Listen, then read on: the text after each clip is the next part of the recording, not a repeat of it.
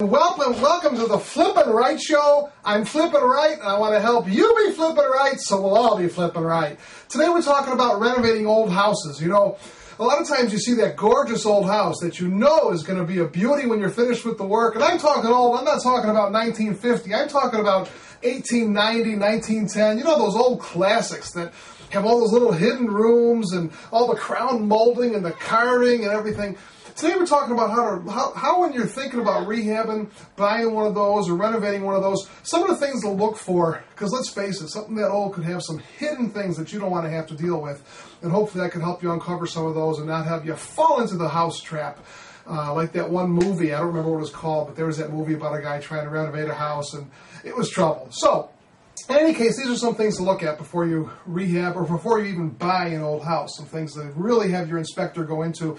And I really highly suggest, you know, a lot of us, even experienced investors, we could walk through a house and in 20 minutes, half hour, have a really good idea of how much we're going to have to spend on it, or even less. You're looking at something that's 100 years old, I suggest you dig into it a little bit deeper, get some experts out there. First, you want to look about the concrete, the foundation. You know, everything is only as good as its foundation. And first we're going to talk about brick and concrete, and this includes concrete concrete blocks.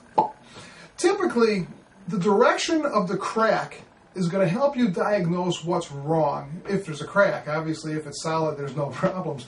But the direction of the crack is going to help you a lot. If you've got a stair step crack in concrete blocks, or if you have a horizontal crack, chances are you've got some pressure coming in from the outside. There's a good chance that, you know, as the ground outside gets wet and dry, it expands and contracts. So if the crack is going this way through a concrete wall or even bricks, through the middle of bricks or blocks, chances are something's pushing in from the outside, and that's something you really want to look into. A crack side to side isn't a good thing because, you know, something besides stress or besides settling is helping to make that move. So that could be a real serious problem you want to look into. Now, on the other hand, if you've got a vertical crack, when the cracks are going up and down, it's usually a settlement problem. And let's face it, houses settle, especially over a period of time. They could settle for many years, stop settling for many years, and then start settling again. So if the crack side to side, it's something pushing in like this. If the crack is up and down, you got settling. So in other words, the house is shifting because of something this way.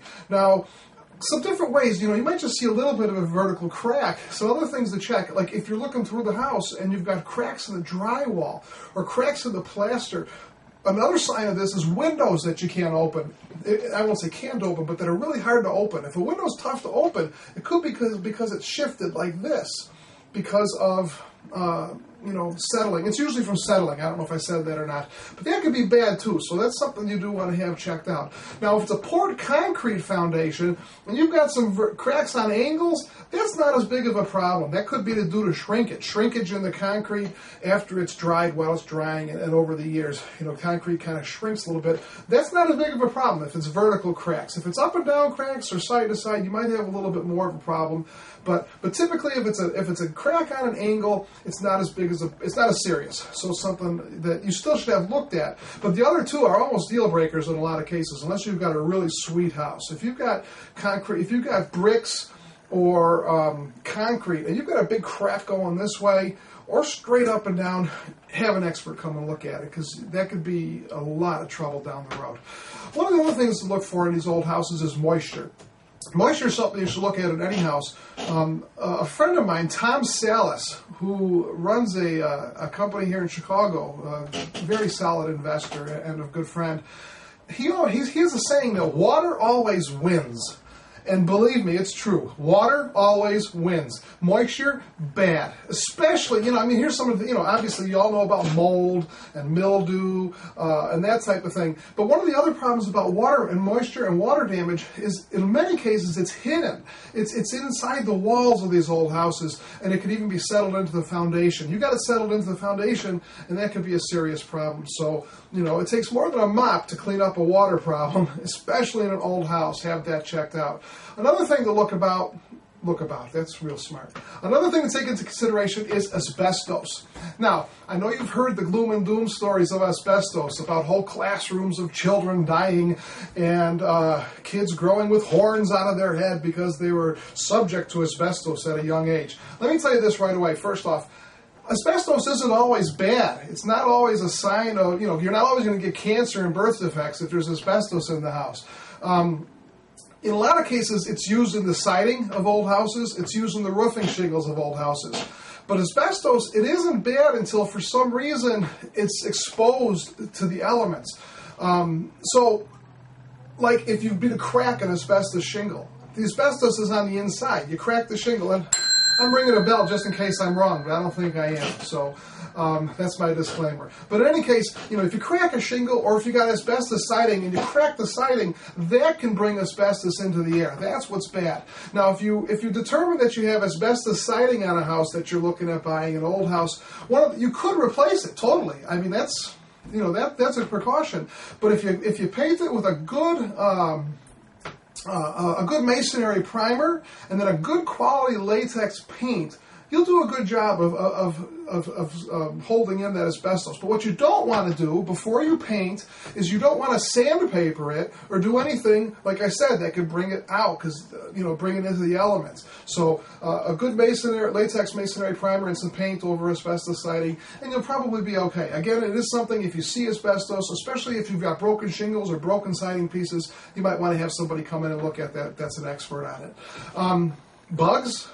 Little creepy crawlies. The further south you get, the more problem you're typically going to have with bugs in the old houses, especially in like Florida, Texas, Southern California. The areas that it's warm year-round, you're more likely to have a problem with termites or other types of bugs. You get up north and it's not as big of a problem.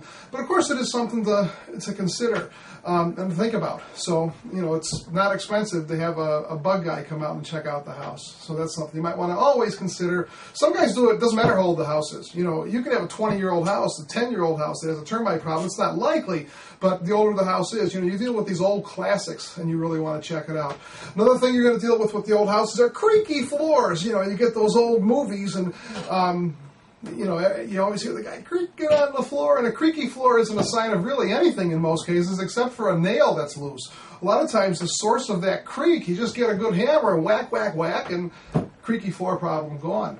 If it's really bad, you could replace the floor, but usually it's just a couple nails that are creaking. It's the wood sliding up and down the nail as you step on it. So it's usually not a big problem. Kind of give it a little character in some cases too.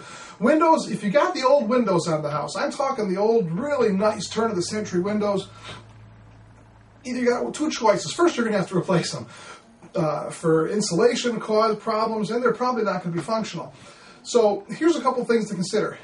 You can get windows cheap. I mean, you can get windows installed for $150. But if you put those windows in one of these old houses, good chance you're going to ruin the looks of it, and you're not going to have that classic look that you're going for. If you're going to spend the time and effort to rehab this old beauty, you really don't want to ruin it. So you really want to put in the new windows that look like the old windows. They're going to cost you some money. They're going to cost you $600, $700, $800 to do it right.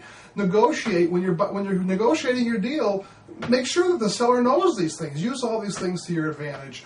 There's also a good possibility that there's buried things, and I don't mean things that are decaying. I just mean buried things, old things, big old things in these yards. Septics, wells, old propane tanks, different types of tanks. Now, in a lot of cases, it's not a bad thing. If you got an empty tank in your yard, in a lot of cases, they'll fill them with rocks or something, so and seal it up really good. It could be no problem at all, but you want to check for them. Ask the seller about them. Poke around a little bit. Maybe do some research on the property. You want to know, if you're buying a house, if there's something buried out in the yard that you don't know about. Again, in most cases, it's not a problem at all, but it is something just in case. Again, you don't want any surprises. You don't want to have to tear your yard up after building a deck or something like that. So, another problem that you have with old houses is lead. I mean, it's kind of like asbestos. It's not always harmful, but in a lot of cases, lead is bad.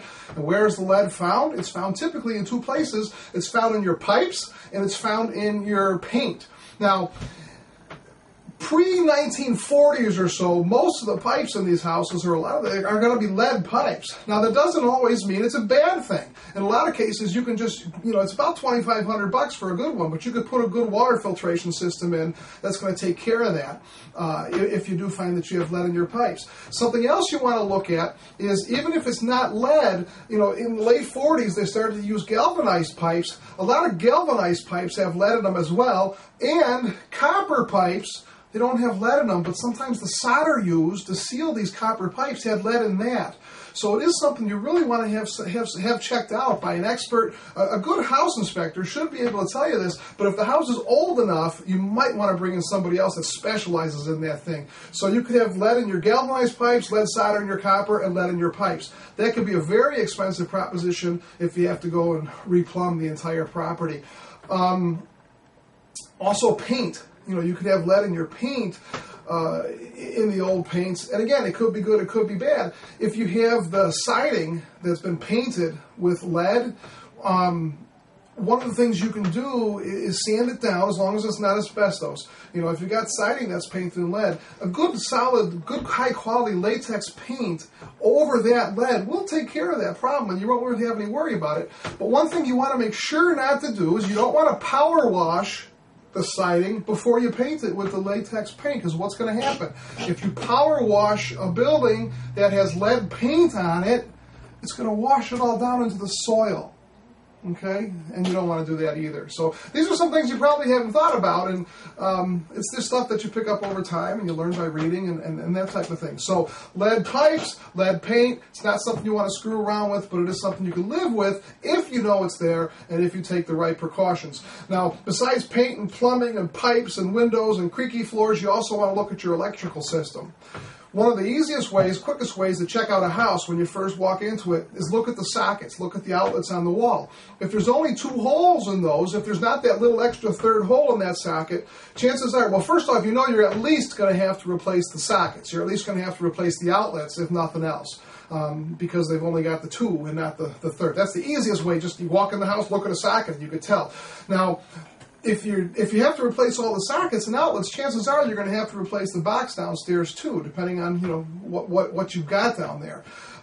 It's not a real expensive job if you have to replace all the outlets, the plugs. That's what I mean when I say outlets.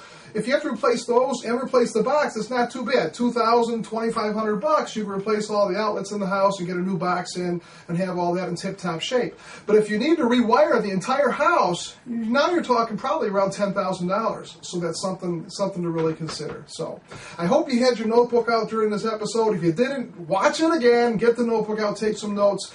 Some of these things aren't only in really old houses, but they're in some of the newer houses too. All of this work, this extra work when you're dealing with a 100-year-old house, can be so rewarding. I mean, when the house prices go down, when like they are now, these old houses, these classics, they don't go down. They stay where they are. People will pay a premium to live in these houses. They're built really well. And there's things that's wrong with them because they're old, but you could have a beauty of a home. Or if you get it at the right price, somebody figures, oh my gosh, this old dumpy house, let's just dump it. You can put a little bit of money into that, sometimes a lot of money, but make a big profit as a rehabber. So, but make sure you take these precautions. Make sure you look into all this stuff, or you're going to have a big problem later. Always, the older the house is, the more money you should have put aside for hidden surprises. If I'm rehabbing a house that's 10, 15 years old, 20 years old, I might put 5% of my estimated rehab aside for, things that you didn't see. You're rehabbing a house that's 100 years old, you should have 15, 20% of what you expected to pay on that renovation. You should have that hidden aside or put aside, or at least have it available to you in case you need it, because there's a good chance you're probably going to need it with an old house. Also, when you're negotiating with your seller, negotiate smart.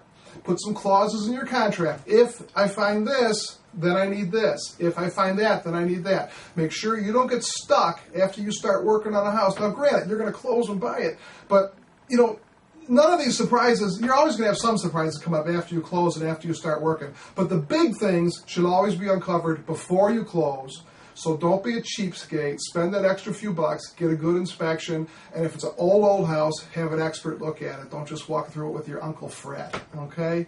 Have a great night, day, wherever time it is, wherever you are. Thanks for watching. We are Flippin' Right. I'm Nick at www.rei-tv.com,